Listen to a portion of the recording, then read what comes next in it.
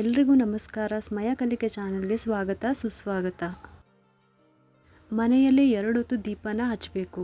ಇದು ಆ ಮನೆಗೆ ಸಕಾರಾತ್ಮಕ ಮತ್ತು ಧನಾತ್ಮಕ ಶಕ್ತಿಯನ್ನು ತಂದುಕೊಡುತ್ತೆ. ಹಾಗೆಯೇ ಆ ಮನೆಯ ಆದಾಯ ಮತ್ತು ಅಭಿವೃದ್ಧಿನ ಕೂಡ ದೀಪಗಳನ್ನು ನೋಡಿಬಿಟ್ಟೆ ನಾವು ತಿಳ್ಕೊಬೋದು.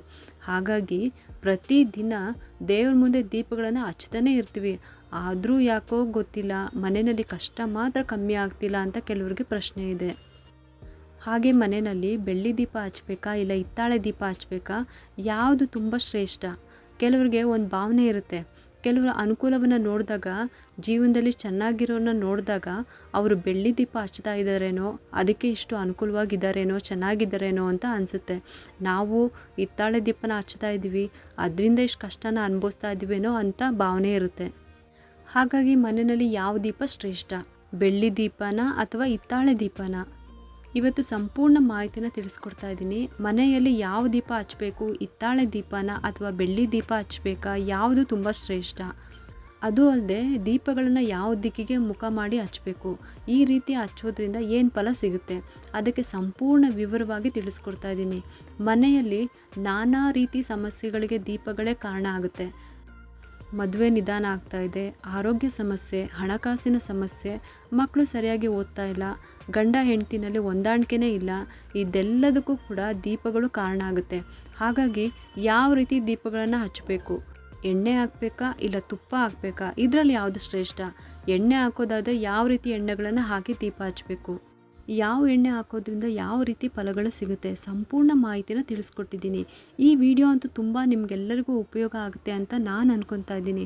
ಅಷ್ಟೇ ಅಲ್ಲದೆ ದೀಪ ಹಚ್ಚುವಾಗ ಸುಮ್ಮನೆ ಹಚ್ಚಬಾರ್ದು, ಒಂದು ಮಂತ್ರನ ಹೇಳಿ ದೀಪನ ಹಚ್ಚಬೇಕು. ಹಾಗಾಗಿ ದೀಪಕ್ಕೆ ಮೊದಲು ನಾವು ಮಂತ್ರ ಹೇಳಿ ದೀಪನ ಹಚ್ಚಿ ನಮಸ್ಕಾರ ಮಾಡಿಕೊಂಡು ಆ ನಂತರ ಪೂಜೆನ ಪ್ರಾರಂಭ ಮಾಡಬೇಕು. ಪ್ರತಿದಿನ ಬೆಳಗ್ಗೆ ಮತ್ತು ಸಂಜೆ 2 ಹೊತ್ತು ಕೂಡ ದೀಪನ ಹಚ್ಚಬೇಕು. ಕೆಲವೊಂದು ಸಮಯದಲ್ಲಿ ಬೆಳಗ್ಗೆ ದೀಪ ಹಚ್ಚೋದಕ್ಕೆ ಸಾಧ್ಯ ಆಗಿಲ್ಲ ಅಂದರೆ ಸಂಜೆ ಅಂತೂ ಮಾಡಲೇಬೇಕು.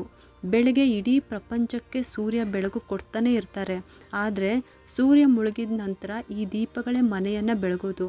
ಹಾಗಾಗಿ ಸಂಜೆಯ ದೀಪ ಹಚ್ಚುವುದು ತುಂಬಾ ಮುಖ್ಯ. ದೀಪ ಹಚ್ಚುವಾಗ ಈ ಮಂತ್ರವನ್ನು ಹೇಳಲೇಬೇಕು. ದೀಪಮೂಲೆ ಸ್ಥಿತೋ ಗೌರಿ, ದೀಪ ಮಧ್ಯೆ ಸರಸ್ವತಿ, ದೀಪಾಗ್ರೆ ವಸತೆ ಲಕ್ಷ್ಮಿ, ಪ್ರಾರ್ಥ ಸಂಧ್ಯಾ ಜ್ಯೋತಿ ನಮೋಸ್ತುತೆ. ಇದರ ಅರ್ಥ ದೇವ್ರ ಮುಂದೆ ದೀಪ ಹಚ್ಚಿ ನಮಸ್ಕಾರ ಮಾಡಿ ಈ ಮಂತ್ರನ ಹೇಳ್ಕೋಬೇಕು. ಇದರ ಅರ್ಥ ದೀಪದ ಮೂಲ ಭಾಗದಲ್ಲಿ ಗೌರಿಯ ವಾಸ, ಮಧ್ಯಭಾಗದಲ್ಲಿ ಸರಸ್ವತಿಯ ವಾಸ, ಅಗ್ರಭಾಗದಲ್ಲಿ ಅಂದರೆ ಮೇಲ್ಭಾಗದಲ್ಲಿ ಲಕ್ಷ್ಮಿ ನೆಲೆಸಿರ್ತಾರೆ. ನೀವು ಬೆಳಗ್ಗೆ ದೀಪ ಹಚ್ಚುವಾಗ ಪ್ರಾರ್ಥ ಜ್ಯೋತಿ ನಮೋಸ್ತುತೆ ಅಂತ ಸೇರಿಸ್ಕೋಬೇಕು. ಸಂಜೆ ದೀಪ ಹಚ್ಚುವಾಗ ಸಂಧ್ಯಾ ಜ್ಯೋತಿ ನಮೋಸ್ತುತೆ ಅಂತ ಹೇಳ್ಕೋಬೇಕು. ಇದೇ ಮಂತ್ರದಲ್ಲಿ ನೀವು ಈ ರೀತಿ ಸೇರಿಸ್ಕೊಂಡು ಹೇಳ್ಕೋಬೇಕು. ಇದು ಈ ಮಂತ್ರದ ಅರ್ಥ. ನಾವು ದೀಪ ಹಚ್ಚುವಾಗ ದೀಪದ ಮೂಲ ಸ್ಥಾನ ಹಾಗೂ ಮಧ್ಯದ ಸ್ಥಾನ ಸ್ಥಿರವಾಗಿರುತ್ತೆ, ಆದರೆ ಅಗ್ರಸ್ಥಾನ ಮಾತ್ರ ಆಚೆ ಈಚೆ ಅಲ್ಗಾಡ್ತಾ ಇರುತ್ತೆ. ಇದರ ಅರ್ಥ ಏನು ಗೊತ್ತಾ? ದೀಪದ ಮೂಲ ಭಾಗ ಅಂದರೆ ಅಲ್ಲಿ ಗೌರಿ, ಮಧ್ಯಭಾಗ ಅಂದರೆ ಸರಸ್ವತಿ, ಇನ್ನು ಅಗ್ರದಲ್ಲಿರುವ ಭಾಗ ಲಕ್ಷ್ಮಿಗೆ ಹೋಲಿಸಲಾಗಿರುತ್ತೆ. ಲಕ್ಷ್ಮಿ ಚಂಚಲ ಆಗಿರೋದ್ರಿಂದ ದೀಪದ ಜ್ವಾಲೆ ಆ ಕಡೆ ಈ ಕಡೆ ಅಲುಗಾಡ್ತಾ ಇರುತ್ತೆ. ಹಾಗಾಗಿ ದೇವ್ರ ಮನೆಯಲ್ಲಿ ದೀಪ ಉರಿಯೋದಕ್ಕೆ ಗಾಳಿ ಬೇಕು, ಆದರೆ ಆ ಗಾಳಿ ತುಂಬ ಜೋರಾಗಿ ಬೀಸಬಾರ್ದು, ತಂಪಾದ ಗಾಳಿ ಇರಬೇಕು. ಹಾಗಾಗಿ ಗಾಳಿ ಜೊತೆಗೆ ಮನೆ ಒಳಗಡೆ ಆ ಲಕ್ಷ್ಮಿ ಪ್ರವೇಶ ಮಾಡ್ದಂಗೆ ನಾವು ನೋಡ್ಕೋಬೇಕು. ಅಂದರೆ ಇದರ ಅರ್ಥ ಏನು ಗೊತ್ತಾ? ದೇವ್ರ ಮುಂದೆ ದೀಪ ಹಚ್ಚಿದ ಮೇಲೆ ಫ್ಯಾನ್ ಹಾಕ್ಕೊಳ್ಳೋದು, ಇಲ್ಲ ಶಕೆ ತಡೆಯೋದಕ್ಕೆ ಆಗ್ತಾಯಿಲ್ಲ ಅಂದಾಗ ಕಿಟಕಿಗಳನ್ನು ತೆಕ್ಕೊಳ್ಳೋದು, ಈ ರೀತಿ ಮಾಡಿದಾಗ ಜೋರಾಗಿ ಗಾಳಿ ಬೀಸುತ್ತೆ. ಮತ್ತು ದೀಪ ಹಚ್ಚಿದ ನಂತರ ಮನೆ ಪ್ರಶಾಂತವಾಗಿರಬೇಕು. ಕೂಗಾಡೋದು, ಕೋಪ ಮಾಡ್ಕೊಳ್ಳೋದು, ಕಿರಿಕಿರಿ ಮಾಡೋದು, ಕಿರ್ಚಾಡೋದು, ಈ ರೀತಿ ಎಲ್ಲ ಮಾಡಬಾರ್ದು. ಈ ರೀತಿ ಮಾಡೋದ್ರಿಂದ ಗಾಳಿಯ ಮುಖಾಂತರ ಮನೆಯೊಳಗಡೆ ಆ ಲಕ್ಷ್ಮಿ ಪ್ರವೇಶ ಆಗಿಬಿಡುತ್ತೆ. ಹಾಗಾಗಿ ದೇವ್ರ ಮುಂದೆ ದೀಪ ಹಚ್ಚಿದಾಗ ಮನೆ ಪ್ರಶಾಂತವಾಗಿರಬೇಕು ಮತ್ತು ನಿಶಬ್ದವಾಗಿರಬೇಕು. ಜೋರಾಗಿ ಗಾಳಿ ಬೀಸ್ತಾ ಇದ್ದರೆ ಸ್ವಲ್ಪ ದೇವ್ರ ಮನೆ ಬಾಗಿಲನ್ನ ಮುಂದೆ ಹಾಕೋಬೇಕು. ಪೂಜೆಯಾಗಿ ಒಂದು 5 ನಿಮಿಷ ಆದಮೇಲೆ ದೇವ್ರ ಮನೆ ಬಾಗಿಲನ್ನು ಮುಂದೆ ಹಾಕೋಬೇಕು. ದೀಪಗಳು ಯಾವಾಗಲೂ ಪ್ರಶಾಂತವಾಗಿ ಉರಿತಾ ಇರಬೇಕು. ಹೀಗಿದ್ದಾಗ ಮಾತ್ರ ನಿಮ್ಮ ಪೂಜೆಯ ಫಲಗಳು ತುಂಬ ಬೇಗನೆ ನಿಮ್ಮ ಬೇಡಿಕೆಗಳು ಈಡೇರುತ್ತೆ. ನಿಮ್ಮ ಪೂಜೆಯ ಫಲಗಳು ನಿಮಗೆ ಸಿಗುತ್ತೆ. ನಿಮ್ಮ ಮನೆಯಲ್ಲಿ ಲಕ್ಷ್ಮಿಯ ವಾಸ ಸದಾಕಾಲ ಇರುತ್ತೆ. ಇನ್ನು ದೀಪಗಳು ಯಾವ ದಿಕ್ಕಿಗೆ ಉರಿಬೇಕು, ಯಾವ ದಿಕ್ಕಿಗೆ ದೀಪವನ್ನು ಹಚ್ಚೋದ್ರಿಂದ ಯಾವ ರೀತಿ ಫಲ ಸಿಗುತ್ತೆ, ಬನ್ನಿ ಅದನ್ನು ತಿಳ್ಕೊಳ್ಳೋಣ. ಕೆಲವರಿಗೆ ದಿಕ್ಕುಗಳು ತಿಳ್ಕೊಳ್ಳೋದು ಕಷ್ಟ ಆಗ್ಬೋದು, ಹಾಗಾಗಿ ನಿಮಗೆ ಅರ್ಥ ಆಗೋ ರೀತಿಲಿ ಹೇಳ್ತಾ ಇದ್ದೀನಿ. ನಿಮ್ಮ ಮನೆಯ ಮುಖ್ಯ ದ್ವಾರ ಯಾವ ದಿಕ್ಕಿಗೆ ಇರುತ್ತೆ ಅಂದರೆ ಮೇನ್ ಡೋರ್ ಯಾವ ದಿಕ್ಕಿಗೆ ಇರುತ್ತೆ ಆ ದಿಕ್ಕಿಗೆ ದೀಪಗಳ ಮುಖ ಮಾಡಿ ಹಚ್ಚಬೇಕು. ದೇವ್ರ ಮನೆ ಯಾವ ಕಡೆಗಾದರೂ ಇರಲಿ, ದೇವರನ್ನ ಯಾವ ದಿಕ್ಕಿಗೆ ಇಟ್ಟಿರ್ತೀರಾ, ಪೂರ್ವ ಪಶ್ಚಿಮ ದಿಕ್ಕಿಗೆ ನೋಡ್ತಾ ಇರೋ ಥರ ಇಟ್ಟಿರ್ತೀರ. ನಿಮ್ಮ ಮನೆಯ ಮೇನ್ ಡೋರ್ ಯಾವ ಕಡೆ ಇದೆ ಆ ಕಡೆಗೆ ದೀಪಗಳನ್ನು ಮುಖ ಮಾಡಿ ಇಡಬೇಕು. ದೇವ್ರ ಮನೆಯಲ್ಲಿ ಇದು ಪೂರ್ವ ಅಥವಾ ಉತ್ತರ ದಿಕ್ಕೇ ಇರುತ್ತೆ, ಅಥವಾ ಇದೆಲ್ಲ ಕನ್ಫ್ಯೂಸ್ ಆಗುತ್ತೆ, ಯಾವ ಥರ ಹಚ್ಚಬೇಕು ಗೊತ್ತಾಗ್ತಾ ಇಲ್ಲ ಅನ್ನೋರು ಮಧ್ಯದಲ್ಲಿ, ದೀಪದ ಮಧ್ಯದಲ್ಲಿ ಬತ್ತಿನ ಹಾಕಿ ದೀಪ ಹಚ್ಚೋ ತರೋದು. ದೀಪಗಳನ್ನು ತೊಗೊಂಡು ಹಚ್ಚೋದ್ರಿಂದ ಯಾವುದೇ ರೀತಿ ಸಮಸ್ಯೆಗಳು ಬರೋದೇ ಇಲ್ಲ. ನಾನಿವಾಗ ತೋರಿಸ್ತಿದ್ದೀನಲ್ಲ ಆ ಥರ ದೀಪದಲ್ಲಿ ನಿಮಗೂ ಕೂಡ ಯಾವ ಕಡೆ ದೀಪ ಹಚ್ತಿದ್ದೀವೋ ಏನೋ ಅನ್ನೋ ಭಯ ಕೂಡ ಇರೋದಿಲ್ಲ. ಹಾಗಾಗಿ ಈ ರೀತಿ ಮಧ್ಯದಲ್ಲಿ ಬತ್ತಿ ಹಾಕಿ ಉರಿಸೋ ಅಂಥ ದೀಪಗಳು ಇಟ್ಕೊಳ್ಳೋದು ಒಳ್ಳೆಯದು. ಕೆಲವರು ಕಾಮಾಕ್ಷಿ ದೀಪನ ಹಚ್ತಾರೆ. ಕಾಮಾಕ್ಷಿ ದೀಪ ಹಚ್ಚೋರು ಮಾತ್ರ ಆದಷ್ಟು ಉತ್ತರಕ್ಕೆ ಮುಖ ಮಾಡಿ ಹಚ್ಚೋದು ತುಂಬಾ ಒಳ್ಳೆಯದು.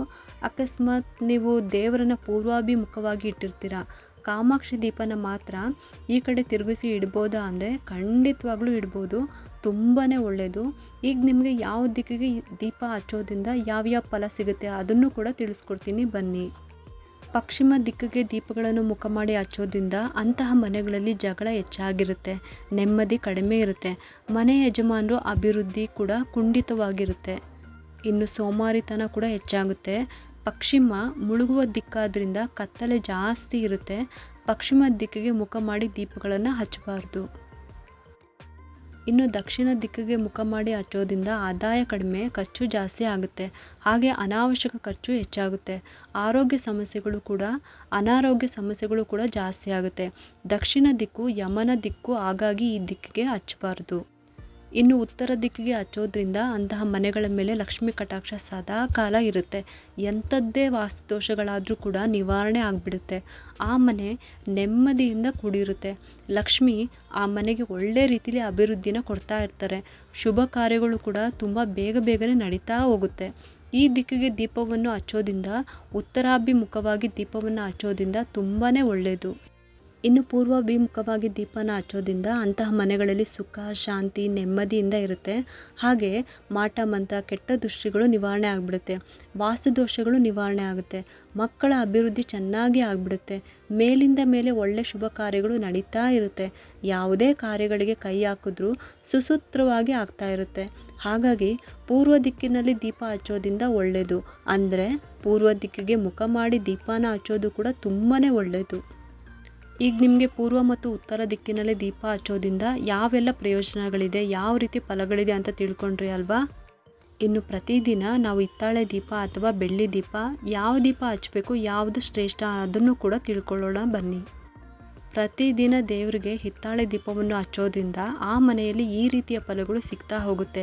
ಯಾರ ಮನೆಯಲ್ಲಿ ದೇವರಿಗೆ ಹಿತ್ತಾಳೆ ದೀಪವನ್ನು ಹಚ್ತಿರೋ ಆ ಮನೆಯಲ್ಲಿ ದೇವರಿಗೆ ತೇಜಸ್ಸು ಜಾಸ್ತಿ ಆಗುತ್ತೆ, ಮನೆಯಲ್ಲಿ ದೈವ ಬಲ ಕೂಡ ಹೆಚ್ಚಾಗಿ ಇರುತ್ತೆ. ಯಾರ ಮನೆಯಲ್ಲಿ ದೇವರಿಗೆ ಹಿತ್ತಾಳೆ ದೀಪವನ್ನು ಹಚ್ಚಿ ದೇವರನ್ನ ಪೂಜೆ ಮಾಡ್ತಾರೋ ಆ ಮನೆಯಲ್ಲಿ ರೋಗ ಬಾಧೆಗಳು, ಅಪಮೃತ್ಯುಗಳು ಬರೋದೇ ಇಲ್ಲ. ಇನ್ನು ಬೆಳ್ಳಿ ದೀಪಗಳ ಹಚ್ಚೋದ್ರಿಂದ ಯಾವ ರೀತಿ ಫಲಗಳು ಸಿಗುತ್ತೆ ಗೊತ್ತಾ? ಯಾರ ಮನೆಯಲ್ಲಿ ದೇವರಿಗೆ ಬೆಳ್ಳಿ ದೀಪದಲ್ಲಿ ತುಪ್ಪವನ್ನು ಹಾಕಿ, ಹಸುವಿನ ತುಪ್ಪವನ್ನು ಹಾಕಿ ದೀಪ ಹಚ್ತಾರೋ, ಅಥವಾ ಕೊಬ್ಬರಿ ಎಣ್ಣೆಯಿಂದ ಕೂಡ ದೀಪವನ್ನು ಹಚ್ಬೋದು. ಬೆಳ್ಳಿ ದೀಪಗಳಲ್ಲಿ ಈ ರೀತಿ ಮಾಡೋದ್ರಿಂದ ಆ ಮನೆಗೆ ಅಷ್ಟನಿಧಿಗಳು ಹಾಗೂ ಅಷ್ಟೈಶ್ವರ್ಯಗಳು ಪ್ರಾಪ್ತಿಯಾಗುತ್ತೆ. ದೀಪ ದುರ್ಗಾದೇವಿ ಮತ್ತು ಮಹಾಲಕ್ಷ್ಮಿಯ ಅನುಗ್ರಹವಾಗಿ ಉತ್ತಮ ಜೀವನವನ್ನು ನಡೆಸ್ತಾರೆ. ಅಷ್ಟೇ ಅಲ್ಲದೆ ಅಂತಹ ಮನೆಗಳಲ್ಲಿ ಶಾಂತಿ, ನೆಮ್ಮದಿಯ ವಾತಾವರಣ ಇರುತ್ತೆ. ಇನ್ನು ಮನೆಗಳಲ್ಲಿ ಬಲ್ಮುರಿ ಗಣೇಶ ಅಂದರೆ ಗಣೇಶನ ಸೊಂಡ್ಲು ಬಲಕೆ ಇರುತ್ತಲ್ಲ, ಅಂತಹ ಗಣಪತಿ ವಿಗ್ರಹದ ಮುಂದೆ ಮತ್ತು ಪಾರ್ವತಿ ದೇವಿ, ಲಲಿತಾ ದೇವಿ, ಚಾಮುಂಡೇಶ್ವರಿ ಇಂತಹ ದೇವಿಯ ಫೋಟೋಗಳನ್ನ ಯಾರು ಇಟ್ಕೊಂಡಿರ್ತಾರಾ? ಮಹಾಲಕ್ಷ್ಮಿ, ಲಕ್ಷ್ಮೀನಾರಾಯಣ, ಶಿವ ಪಾರ್ವತಿ ಇಂತಹ ಫೋಟೋಗಳ ಮುಂದೆ, ವಿಗ್ರಹ ಮುಂದೆ ಬೆಳ್ಳಿ ದೀಪದಲ್ಲಿ ತುಪ್ಪ ಅಥವಾ ಕೊಬ್ಬರಿ ಎಣ್ಣೆ ಹಾಕಿ ದೀಪ ಹಚ್ಚೋದ್ರಿಂದ ಆ ಮನೆಯಲ್ಲಿ ಏನೇ ನೆನೆಸ್ಕೊಂಡ್ರೂ ಕೂಡ ಅಂಥ ಕಾರ್ಯಗಳು ತುಂಬ ಬೇಗನೆ ಆಗುತ್ತೆ. ಅಂದರೆ ಇಷ್ಟಾರ್ಥ ಸಿದ್ಧಿ ಆಗುತ್ತೆ, ಅಧಿಕ ಲಾಭಗಳಾಗುತ್ತೆ. ಇಷ್ಟೆಲ್ಲ ತಿಳ್ಕೊಂಡ್ಮೇಲೆ ನಾವು ಮನೆಯಲ್ಲಿ ಹಚ್ಚುವಂಥ ದೀಪಗಳು ಹೇಗಿರಬೇಕು ಅದನ್ನು ತಿಳ್ಕೊಳ್ಳೋಣ ಬನ್ನಿ. ಮನೆಯಲ್ಲಿ ದೀಪಗಳು ಎಷ್ಟು ಶುದ್ಧವಾಗಿರ್ತವೋ ಮನೆಯವರ ಮನಸ್ಸು ಕೂಡ ಅಷ್ಟೇ ಶುದ್ಧವಾಗಿರುತ್ತೆ. ಹಾಗೆ ದೀಪದ ಕಂಬಗಳು ಅಂದರೆ 2 ದೀಪಗಳು ಕೂಡ ಒಂದೇ ಸಮನಾಗಿರಬೇಕು. ಒಂದು ಚಿಕ್ಕದ್ದು ಒಂದು ದೊಡ್ಡದು ಇರಬಾರ್ದು. ಈ ರೀತಿ ಇದ್ದರೆ ಮನೆಯಲ್ಲಿ ಗಂಡ ಹೆಂಡತಿ ಹೊಂದಾಣಿಕೆನೇ ಇರೋದಿಲ್ಲ, ಮಕ್ಕಳು ಕೂಡ ದಾರಿ ತಪ್ಪುವಂಥ ಸಾಧ್ಯತೆ ಇರುತ್ತೆ. ಹಾಗಾಗಿ ನೀವು ದೀಪನ ತೊಗೊಂಡು ಬರುವಾಗ ಎರಡನ್ನೂ ಕೂಡ ಸರಿಯಾಗಿ ಇಟ್ಟು ಒಂದೇ ಸಮವಾಗಿ ಇರುವಂಥ ದೀಪಗಳನ್ನು ತೊಗೊಂಡು ಬರಬೇಕು. ಇನ್ನು ದೀಪದ ಸ್ತಂಭ ಭಿನ್ನವಾಗಿರಬಹುದು, ಅಂದರೆ ಮುರಿದಿರುವ ದೀಪಗಳನ್ನು ಜಾಯಿಂಟ್ ಮಾಡಿರ್ಬೋದು. ಕೆಲವೊಂದು ಸಲ ದೀಪಗಳನ್ನು ತರುವಾಗ ಇದು ಗೊತ್ತಾಗೋದೇ ಇಲ್ಲ.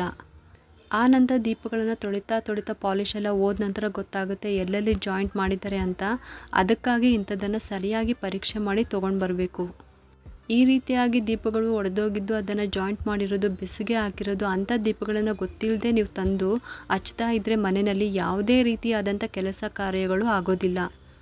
ಅನಾನುಕೂಲನೇ ಜಾಸ್ತಿ ಆಗುತ್ತೆ, ರೋಗ ಬಾಧೆನೇ ಜಾಸ್ತಿ ಆಗುತ್ತೆ. ಹಾಗೆಯೇ ಎಷ್ಟೋ ಸಲ ವಾಸಿ ಮಾಡದಂಥ ಕಾಯಿಲೆಗಳಿಂದ ಒದ್ದಾಡಬೇಕಾಗುತ್ತೆ.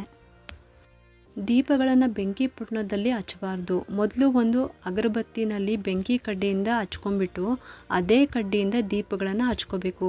ಮತ್ತು ಒಂದು ದೀಪದಿಂದ ಇನ್ನೊಂದು ದೀಪನೂ ಹಚ್ಚಬಾರ್ದು.